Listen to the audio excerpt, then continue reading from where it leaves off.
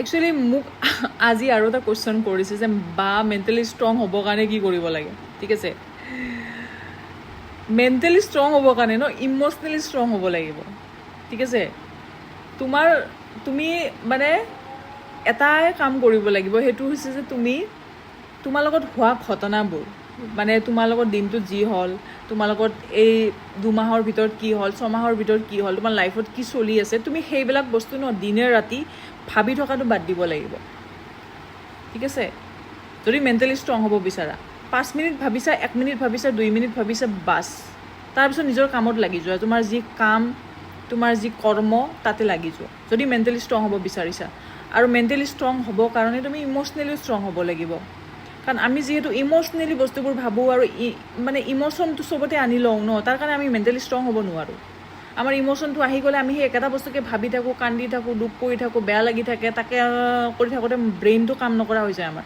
তো আমি কেনেকৈ মেণ্টেলি ষ্ট্ৰং হ'বতো নোৱাৰোঁ, হয়নে নহয়?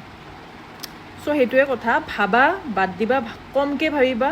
যোনটো কথা আমি 24 ঘণ্টা ভাবি থাকোঁ আমাৰ লগত হ'লে, বেলেগ কামো কৰি থাকোঁ আৰু লগতে সেইবোৰো ভাবি থাকোঁ, সেই কথাটো আমি খুব বেছি দিনটোত 5 মিনিট ভাবিব লাগিব যে 5 মিনিট মাইণ্ডত আহিছে, কিবা এটা কেলকুলেট কৰিলোঁ, বাদ দে, দেখা যাব, এনেকুৱা হ'ব লাগিব যদি মেণ্টেলি ষ্ট্ৰং হ'ব বিচাৰিছা, ঠিক আছে।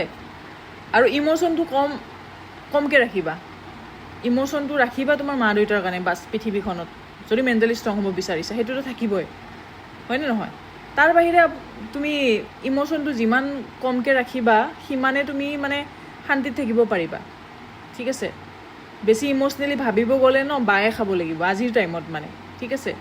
কাৰণ কোনেও কাৰো কথা চিন্তা নকৰে, চবে মানে মাইণ্ড গেম খেলি থাকে, নিজৰ হিচাপত আহিব যাব, কথা পাতিব, থাকিব নাথাকিব, চব নিজৰ হিচাপত, তোমাৰতো কোনেও চিন্তা নকৰে, ঠিক আছে।